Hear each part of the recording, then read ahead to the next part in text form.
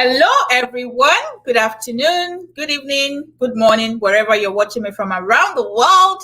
Welcome to the SA Show. This is the show where we inspire, we impact, we educate, motivate, and all that good stuff.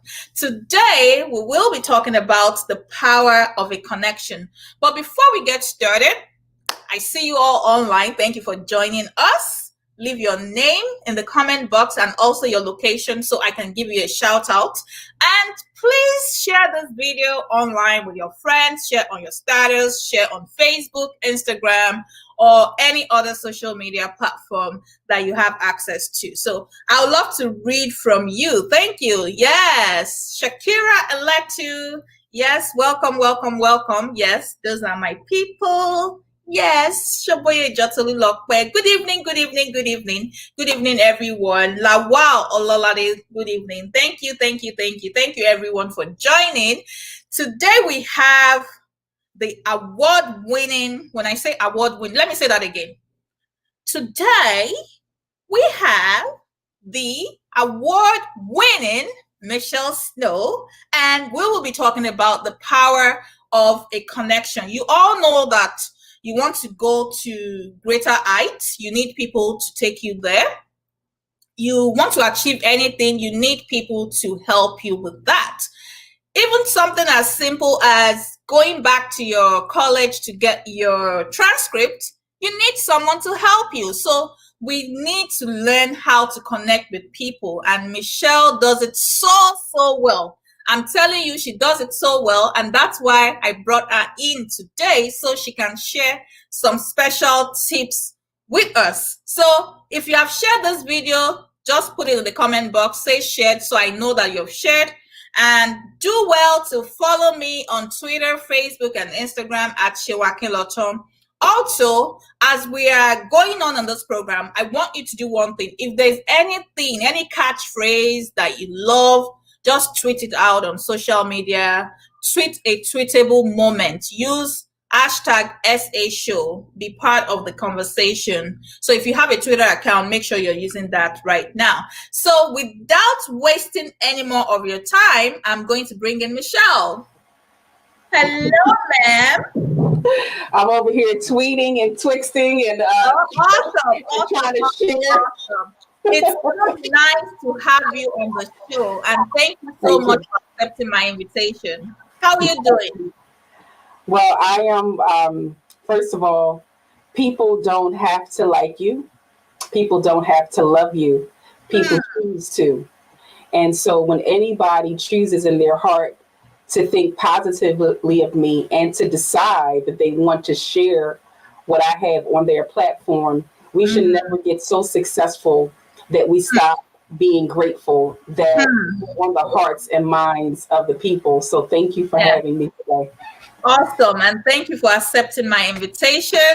The last time we were together, I think was 2017, and that post actually popped up on my timeline. And I'm like, wow, how time flies. I had to watch it over again. I was like, this is so good. This is so good.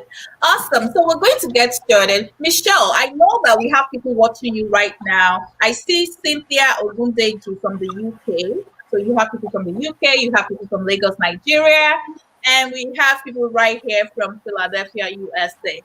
So people are like, who is Michelle Snow? Who is Michelle Snow? So can you please introduce yourself? Who are you as a brand, as a personal brand? Who are you? Well, I like to consider myself an everyday girl who took her lifestyle and made it a career. I mean, first and foremost, I grew up as a church girl. And I always make a point to say that, because a lot of times we as believers and people of faith don't always get a chance to tell how we used our beliefs to turn them into successful careers. So I was born and raised in church, everything from the drummer to the usher, choir, the chicken dinners, the flea markets, you name it. I was involved in church.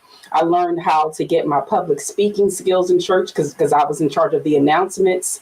I got the chance to learn how to engage an audience because I was the praise and worship leader, right? And so all of those skills, I'm making a point to say that it wasn't just church. It was me becoming and being groomed for a woman for the world, right?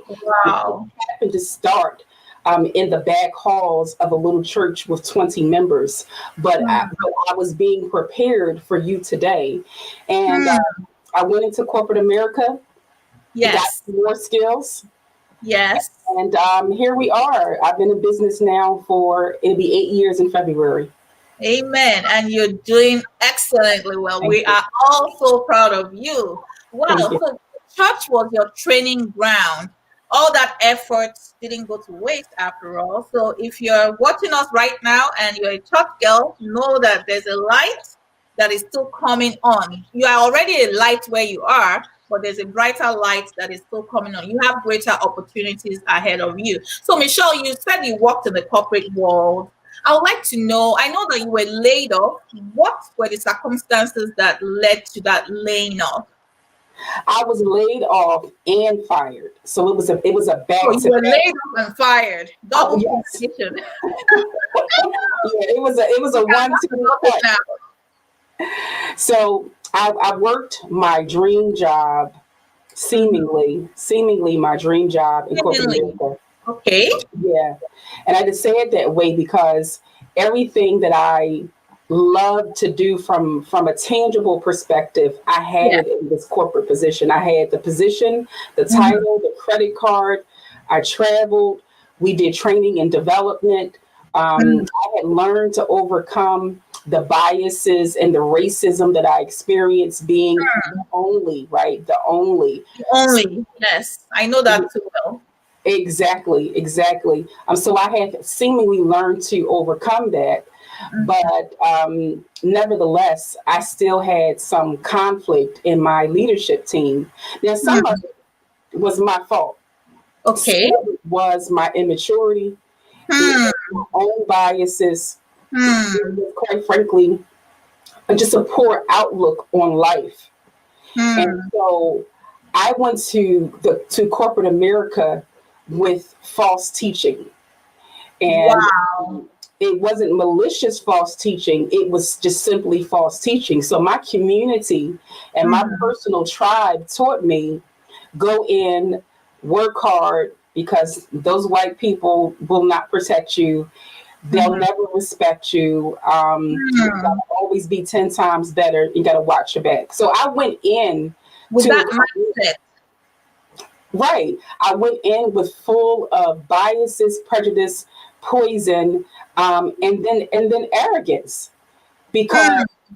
if I'm being taught that these people are so polar opposite of kind, then I'm going to put myself in a pedestal to Yeah. intrinsically say I'm better than you because this is what I was Hmm. told about you, right? Oh, wow.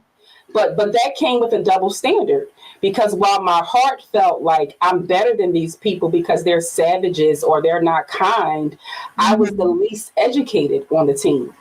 Hmm. So everyone on the team had higher education, and I was a dropout, quite frankly. Hmm. I can dress it up and say that I hadn't finished or I was not enrolled. No, I was a dropout. And Wow. ultimately, I had to fight with, they don't treat me well because I'm black and don't have a degree, Yeah, right? you were And playing the race card. to the highest degree, taking literally no responsibility for my own Wow. actions and behaviors. Hmm. And in hindsight, I see how God was recreating me. Recreating you. Let Wow. me flat out say to you that I was unengaged, racist, if it's Hmm. possible, because they say black people can't be racist. So let's say I was biased, Bias. immature, and disrespectful, quite frankly. Now, Hmm. while I didn't go there telling people off and all of that, my Yes. attitude was just, Hmm. I can't be touched. This is an interesting conversation, and I love the fact that you are admitting where you went wrong. Many other people wouldn't do that because there's this ego that works in us that says, I'm right, it's that other person's fault. Most people never want to take responsibility.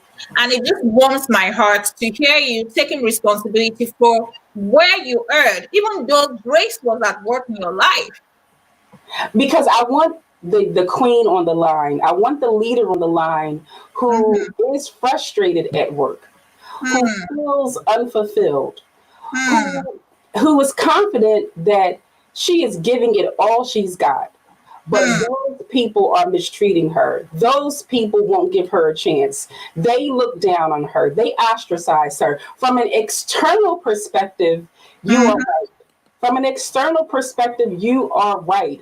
But I'm here to say that from an internal perspective, I did not know that God was at work in me to sound the alarm in my life, Wow. because they needed to be disrespectful. They needed to be biased. They had to be all of those things so that I could become who I am today. Day. So you Had, bolted into reality. Yes. had I fit in, my sister, what if I fit Hmm. in? What if Hmm. they just ignored all of my foolish behaviors because I was a good worker? And they couldn't take that from me on my worst day, right? Yes. I was beastly when it came to delivering tangible results, which is Yes. why they put up with me so long, because I was so good at delivering. But, Hmm. but Attitude. right, but what if I fit in? Hmm. I would have never discovered, Where you are today. okay? And thank you, Lord, that Hmm. they were sensitive enough to lay me off. It was an unjust layoff. It was filled with racism. They Hmm. literally took my job away from me, gave it Hmm. to a white man, and paid him $20,000 more Extra. with a better title. Okay. And I had to train him. So I knew on my last 30 days of this job that I was Hmm. training my replacement, who couldn't even light a torch Hmm. to my delivery. And you have to do all that work. And so while I was bitter, Hmm. I was stark raving mad about what Wow. happened to me. Hmm. I sued this company. Like I went all in. And then Wow. when it was all over, I said, well, I've been angry all this time. What am I Hmm. going to do now? Hmm. And God said, it's time to forgive. You got to let it Okay. go. Wow. You got to let it go. That is amazing. That is so great. All right. So when you got laid off, how were you able to gain clarity into moving to the next level? Because someone asked me one day after I gotten laid off, they said, oh, hey, what are you doing now? What are you up to? And for Hmm. the first time in my life, I didn't have an answer. I mean, I was laid off. I wasn't in school. I wasn't married. I didn't have children. I had Yeah. no goals. I wasn't traveling. I didn't have any money, really, not really. Wow. So for the first time, I had to think about the answer. And my answer was nothing. Wow. And I was embarrassed. I was literally embarrassed. And that's when I was sensitive enough, broken enough, and humble enough for God Hmm. to begin to impart vision into my life. Wow. A whole new vision. So are you saying that before God can impact vision in our lives, we have to humble ourselves? Well, my queen, if you don't, your heart is still hardened because you're still living in what you want to do, right? Hmm. And we're not sensitive enough to allow ourselves to be possibly in error. Hmm. Okay. So if there's anyone watching you right now, maybe they still work in the corporate world and maybe he or she is not able to resign, how would you what type of advice would you give such a person in terms of maybe they're feeling like they're not paid well or there's some type of prejudice against them at work? What advice would you give such a person? I mean, the first thing is to say, sister, queen, you're probably right. You're probably being mistreated. Hmm. Um, It's a job. It's called work for a reason. Like we have to embrace that when we go into these careers. This is somebody else's culture. This is someone else's business. This is somebody else's vision. God is just giving you a place in it for income, possibly for career goals, maybe to impact a colleague, and some personal fulfillment. But ultimately, we got to remember when we have a job, it's somebody else's thing. And too often, people like myself, as a younger woman, felt like the job needed to fulfill me. The job needs to know I want more. I can do more. Why won't you let me do it? You all look over me. They can. It's a job. They don't have to. They don't have to do anything for you, quite frankly. So you need to be mindful of that so that you don't stay in offense. You don't stay sensitive, and you own the fact, like, yeah, this is your job. This is your company, but I own me, and I'm in charge of my mental health. I'm in charge of my social health. I'm in charge of my money, not you. You're just one part of how God blesses me from a financial perspective. You're not my everything. Now, let me say, that's not an easy place to get to. But once you make an effort and allow yourself to recognize that, then you can say, I'm not getting total fulfillment in this career over here. I'm not ready to leave. I'm not ready to quit. And I'm not really ready to run a full-time business. So what am I going to take responsibility for to be more fulfilled? Okay, that's a good question. What am I going to take responsibility for to be more fulfilled? Now, Michelle, you were laid off. Someone asked you a question. What do you want to do? God broke you down. You started your business, and it's been 8 wonderful years. And one thing I really want to mention today is the fact that you've been recognized by Forbes, Philadelphia City Council, Philadelphia Department of Commerce. In addition to that, you were endorsed by Scoop USA, Fun Times Magazine, the Philadelphia Tribune, Philadelphia Magazine, and so much more. How do all this make you feel? Considering the fact that you were coming from a very low point in your life, and then you were able to work hard in the last 8 years to get to where you are today. The truth is, it's always a pleasure when someone recognizes you authentically. Someone recognizes you. I love that word, authentically. You didn't have to buy it. You didn't have to buy the recognition. Come on. That's exactly where I'm going, Queen. That's exactly where I'm going, because I've learned as being an influencer that a lot of this recognition that we see, it's paid for. It's brought in some way, right? It's quid pro quo. You do this for me, I acknowledge I do this for you. And I'm grateful that anything you see with my name on it, I did not pay for it. I did not go and force it.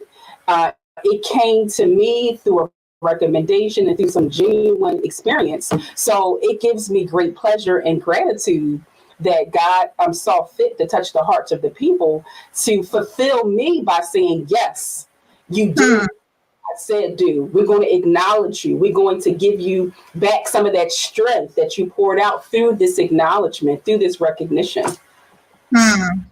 Awesome, awesome, awesome, awesome. And God has been so faithful in your life. You're a real testimony. I'm so proud of you. Now, let's move on to the topic of the day, the power of a connection. We know that to get anything done, we need people.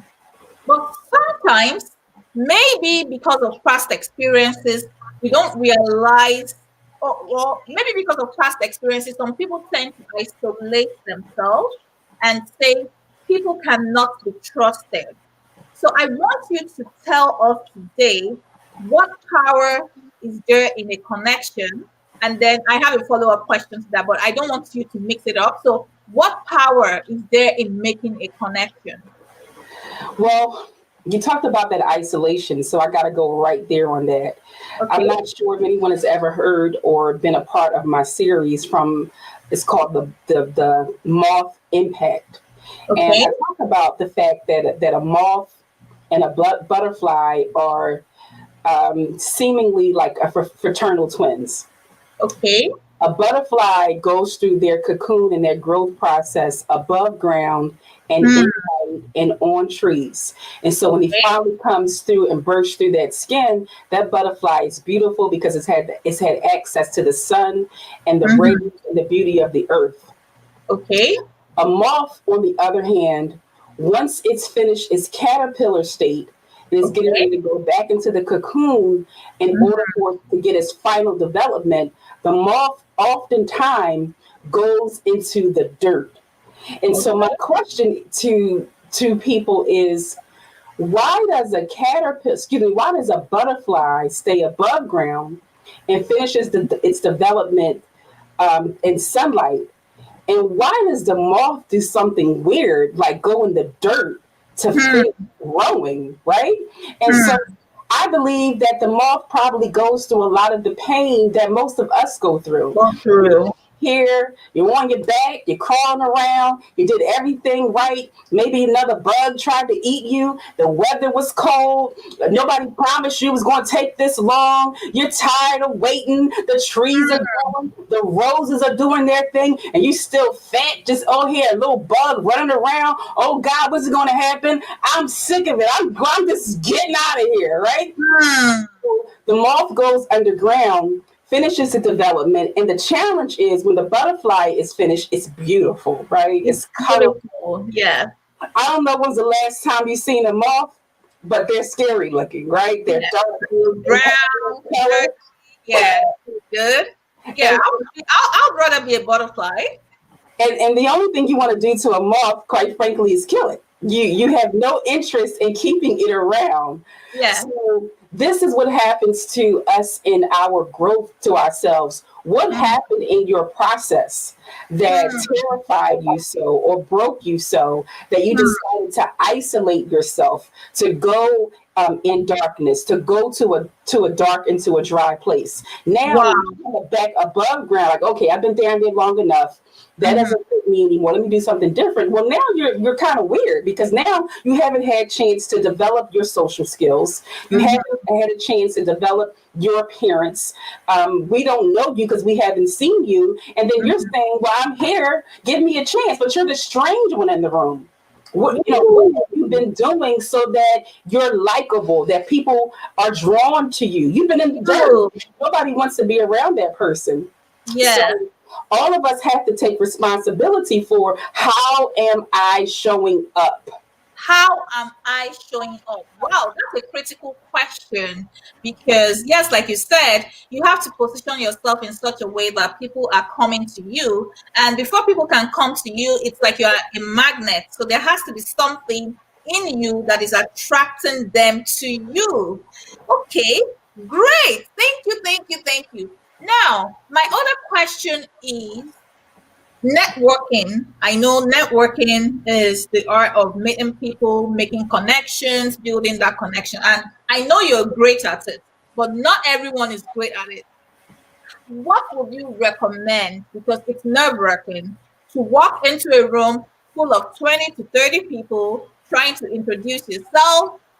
How should people go about networking? You are the queen of networking, so I know you have some juicy tips that you'll be sharing right now. Well, I want to reiterate the moth.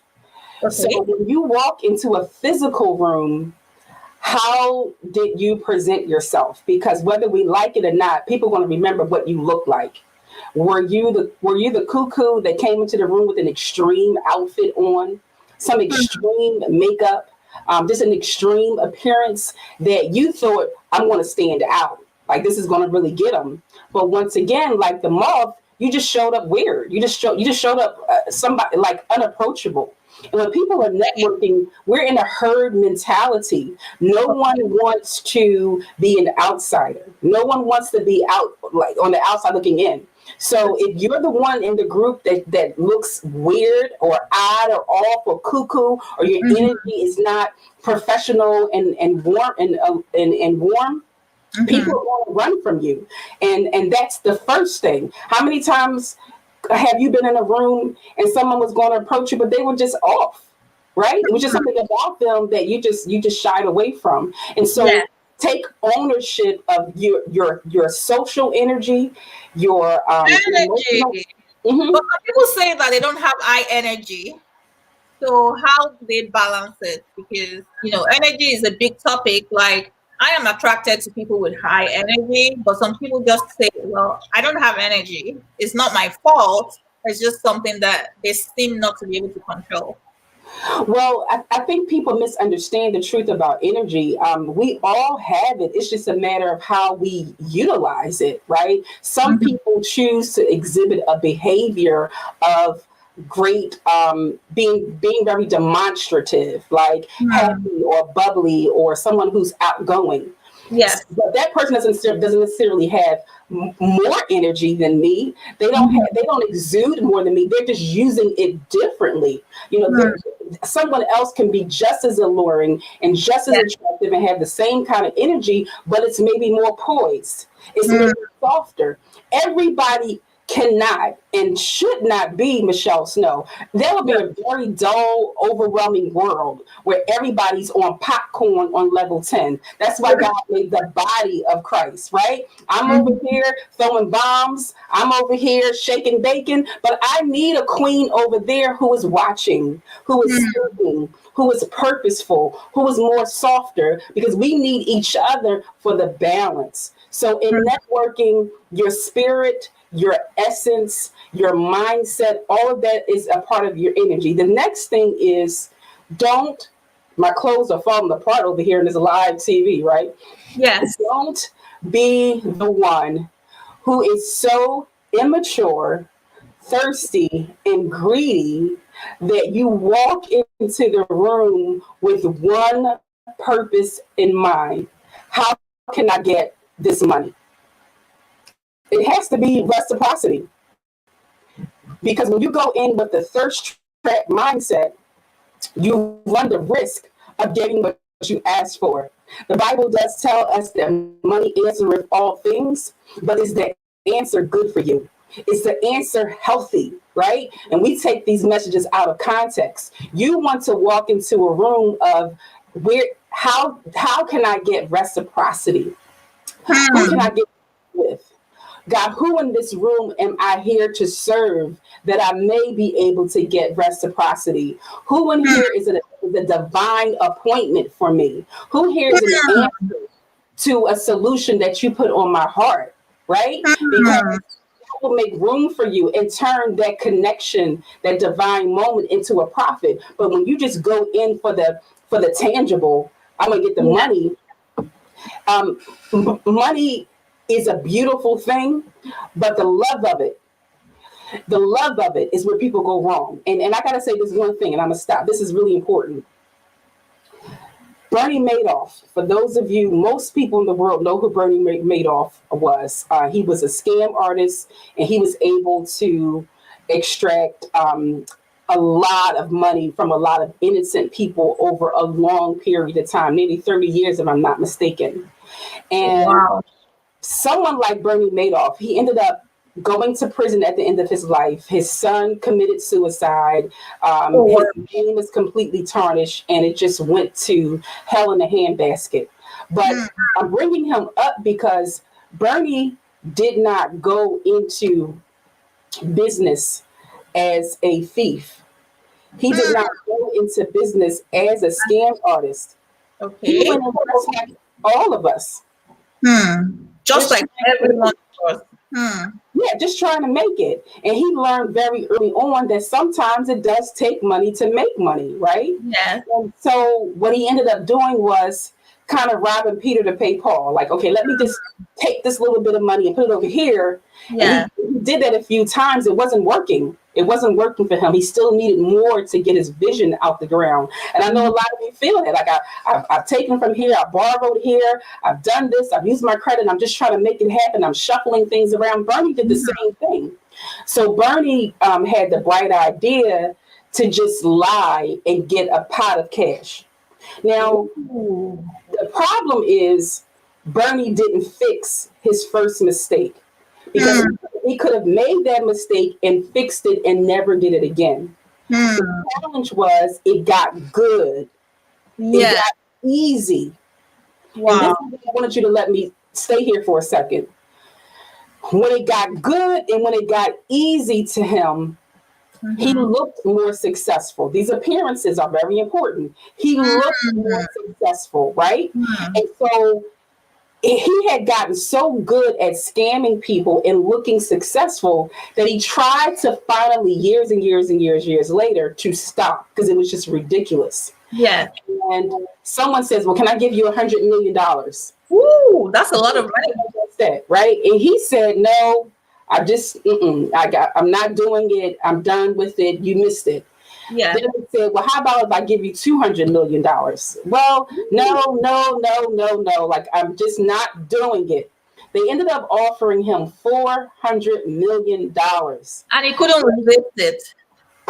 It's hard to turn down $400 if you're the Father, the Son, the Holy Ghost, and 10 angels on top of it. It's not Wow. an easy decision. And I'm saying that because on the outside, we can say, well, it was wrong. He already had enough money. He should have stopped. I'm saying in your flesh and your temptation and overcoming your past bad behaviors. And in the midst of that, someone says, here is $400 million. Please let me in. Well, That's hard. guess who took it? I'm going to reject it, but when you find yourself right there, it's hard.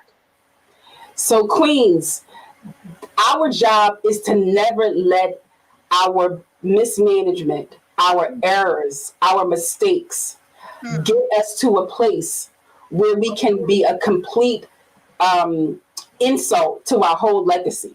Now, none of that means anything. All of that means nothing when he did good for 25, 30 years, because all he's known for is being the scam artist. Wow. And it's a sad story, but there's also something for every one of us to learn from it. And there's one thing I also wanted to highlight, when you were talking about it, he kept on spending time looking rich. Is that not what we have these days? Like, everyone is trying to look good, trying to look perfect, but behind the scenes, it's always a different story. And whenever you find yourself in a situation, especially a compromising situation, you have to think of where you started from and where you're truly going. Because once you do that thing that would help you to derail, it's always hard to get back on track. So it's a sad story, and I pray that none of us would, be there. And thank you for that. So now, if you walk into a room and you're trying to network with people, is it okay to ask for a favor the first time? Given that, you've waited for so long, maybe you just started a business and you've not even had one customer, and you have bills to pay. The pressure of the bills is just mounting, and you need that customer. Is it okay to ask for a favor the first time? Well, let's try it. Let's go to the bank and tell them we don't have any money, but we need a favor. Could you just give us, not lend, not look at my credit history.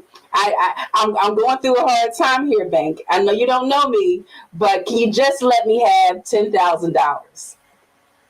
You put no deposit in. We have no history. I don't know anything about you.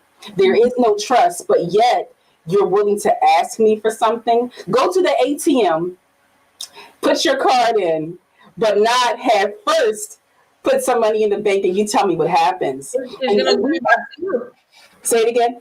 It's going to push out your credit card or your card and say you have no balance. I think that's the perfect response, because you're going to show up as thirsty and desperate, and you're going to also show up as poor. And the truth is, no one wants to go out their way to work with a loser. Now, do not be offended by what I'm saying here.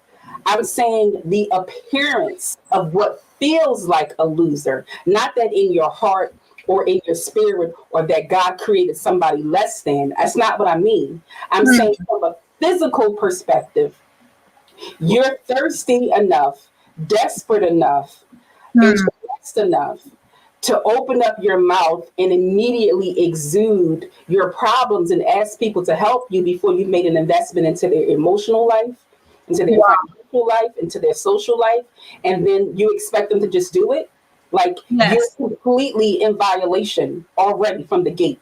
In violation. That is Violation. correct. Right? And we go on these celebrity websites and their Twitter pages expecting wealthy or seemingly wealthy celebrities to just give you money simply because they are celebrities and seemingly have money. Like Hmm.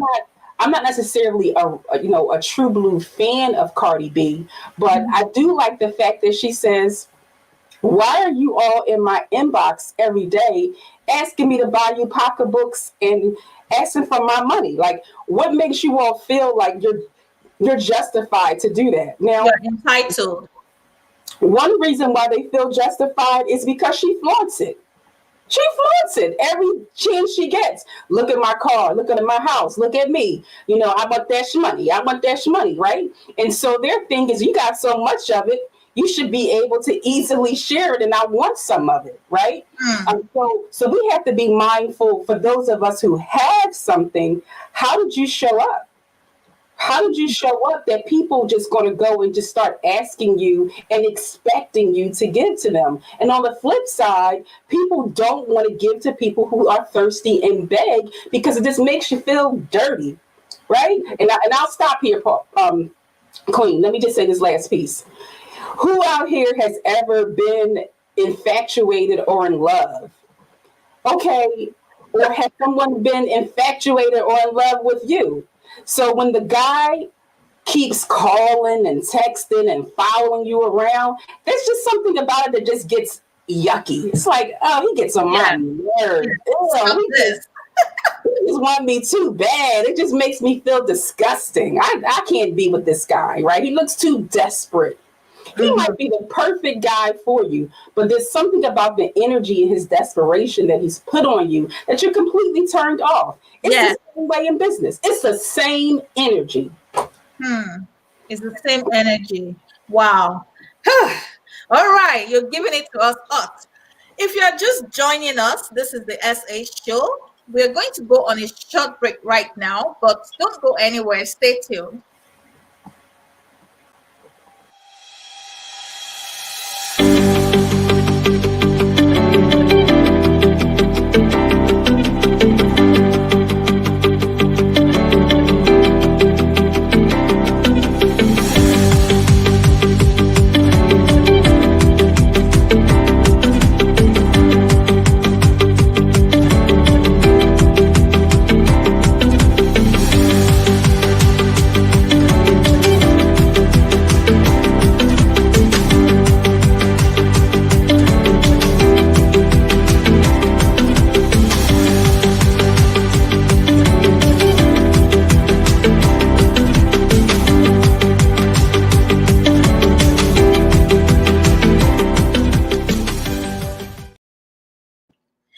Welcome back. This is the SA show. Thank you for joining us today. If you have not shared this video, please go ahead and share with your friends right now so we can have more people join us.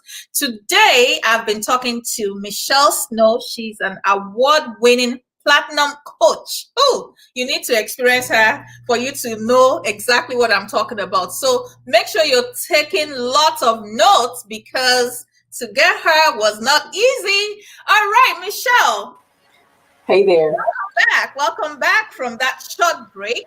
Thank Now you. let's move on to something a little bit different from the trajectory we were going through. You make a connection, you go to a networking event, you make a connection. How should you follow up with that person? Well, you can probably tell them better because I'm sure you've had some really good ones and some really bad ones.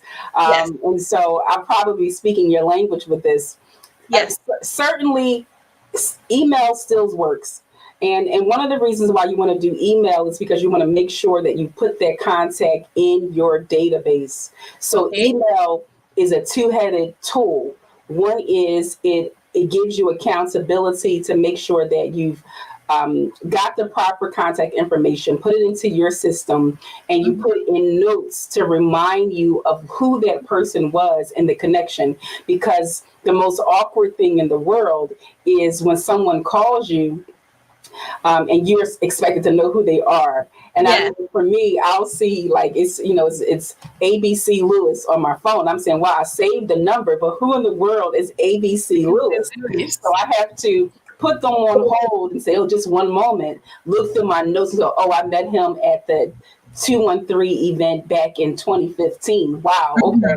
Hey, ABC Lewis, how you doing? They don't even know that. I didn't even know who they were. So that's absolutely one tool. Because of the pandemic, you can take the risk and call people live. You just have to be sensitive about making a phone call versus harassing. So there's a thin line. I think it's a big old giant fat line, because if you call me 3 times in 1 week and we just met, now I'm nervous. Like, do you have some money for me or a job? Am I your baby's mama? Like, what's happening so important in this new relationship that you find it necessary to reach out to me that much? That makes me nervous. But an email on day one, and maybe even the phone call within 24 to 72 hours, like, hey, we just met at the event. I'm really excited. I had a chance to look at your profile. It's very impressive. I sent you an email. I look forward to hearing from you at your convenience. Now it's time for you to take a pause. It's time for you to take a reset. Yes. Right? And the third thing you do is, because this person hasn't blocked your number or blocked you on email, you should have an email system, an e-blast campaign system, where you're showcasing and sharing with them, hey, here's what's happening in our world. Plus, here is what may help you. Don't be the selfish jerk who just it's all about you. Present something that is useful to that person as well. Offer things that you could serve without charging. Just volunteer for something. That's what I tell people. Volunteer to help. Find useful information that person will find beneficial to them. So that also helps. Now, let's say you're new to town, or maybe you are new in a community and you're looking for a way to integrate yourself. Would you recommend that person should join like a group? We have like different groups, different networking groups. It could be paid, it could be free. Is that something you would recommend for people? I do believe that joining tribes has its benefit. Absolutely. It takes away some of the pressure. It takes away the lonely. It's a speeding highway to information and access. So we are designed to be connected. We're not created to be isolated. We're not created to be to ourselves. So there's nothing wrong with you deciding to join some sort of community. The challenge is, what is your heart when you go into this community? Yeah, it's the heart that matters. Right. Did you go into this community strictly with a me mindset? Yes, I want to take. Once again, people want to smell it. They're going to be able to fish you out. And so that's the first thing. And the other part is, really take your time and date the community. Don't be so thirsty to join the community before you've had a chance to court the community. Because once you get inside, you're going to probably see some things that you weren't prepared for. But when you date, when you hang out, when you become a great cousin or stepsister for a while, it allows you to see things that you can't get for one pop-up visit. Wow. Do not be super impressed by the bells and whistles. Don't be so super impressed by the titles and the awards. Don't be so impressed by the pretty stage or Wow. the big price tag, because a lot of those things are smoke screens. A lot of those things are distractions just to be able to get you in the tribe to get your money. I know this because this is my industry. My Yes. industry is not squeaky clean. My industry has made a lot of unattractive choices. So two sides to it. There are people like me and you, Queen, who genuinely love on people, who genuinely want people to be better. And there's Yes. another whole set of us They who are just like the Bernie Madoffs. yes, yes, absolutely. So you're basically saying test the spirit, don't just jump into the ship. Make sure you test the spirit, what type of community you're joining and all that good stuff. Woo, woo, woo. I'm enjoying this. Good. Let's move on to the next question. You were able to transition from corporate world into studying your business. And I know that it's been a journey. That journey has not been without hiccups, disappointments, challenges, ups and downs, and things like that. If we have someone that is watching you right now, and that person is saying, "Well, I'm working, I'm not fired yet, but I'm thinking of jumping that ship out of paid employment into studying my own thing," and they are scared of finances because it's real. What advice would you give to such a person? What I did not have as a young woman was the understanding that entrepreneurship and small business is not for the faint of heart. It's not for the punk. Can you And it's say not that for, again? it's not for the faint of heart. It's Hmm. not for the punk, and it's not for the coward. Just don't even do entrepreneurship and small business if you are not courageous. You probably shouldn't become an entrepreneur if you're not willing to take a risk. Um, Hmm. you absolutely should run from entrepreneurship and small business if you don't like to possibly lose your money. Oh, wow. Because you only have you to Hmm. invest into whatever this thing is a lot of times. Hmm. And don't be so impressed by the dream and the illusion. Like, I want to be like Sean. I want to be like Michelle. And they want TV and they did this and they got this award and they got these. Yeah, we did do those things, but it cost us. It cost us Hmm. sleepless nights, Yes. loss of relationships, mistakes that Hmm. we're probably still kind of embarrassed by, having Hmm. to overcome maybe even some shame. Hmm. Certainly working without a profit, paying our staff before we paid ourselves. Like, this is not Absolutely. right. What are you going to say, Sean? I said absolutely. I'm confirming everything you're saying. So the first thing you need to do if you want to become this and God has graced your life to have a job is to play with it. Play Hmm. with it. Sell a candle, sell a sock, have a vending pop-up shop, do a class, take a class, give yourself, and this is critical. I'm going to stop when I say this. The Hmm. answer to that question is you have to give yourself time to train your mind, Hmm. your energy, your thought process, and your daily habits to Daily become habits. what's Hmm. in your heart. Hmm. It will not happen overnight. It It will doesn't not happen happen just overnight. because you want it to, or because you got laid off, or because you got. It doesn't happen that way. I was born Nakia. Nakia was told to get a job and go to college and be great. I renamed myself Michelle Hmm. because I was reclaiming who I am now, just as God did with Paul on the road Like to kingdom Damascus. name. Wow. I had to recall who I am, re-identify me, put a name on it, and Hmm. move forward. And that Hmm. took time, ladies. That took time. And that's what some of us have to do. Re-identify yourself, put a name on it, call yourself something different, and give yourself the space to become that. Hmm. Because ultimately, it took me these 7 years, because we're going to be 8 in February, to Hmm. be what I am today. Because what I So, am so today, you I didn't wrote just start yesterday. You didn't just start yesterday, and you just performed some magic, and you're here. So we're talking It's, about, I have to wait for 7, 8 years. it has taken all this time because I had to take risk, fail, start Hmm. again, have my heart broken, be embarrassed, lose money, lose it again, attract funds, start something. It wasn't what I thought. Start again, be kicked out of communities and be added into other ones. Like all of that was the making of what you see here today. This road has been beautifully horrendous Wow. Beautifully horrendous. What a combination. because elated Hmm. that I did it.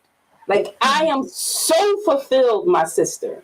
But Yes. I'm telling the truth that it came with incredible pain. But Hey. I can stand here and say it was worth it. Hmm. Hallelujah. Glory.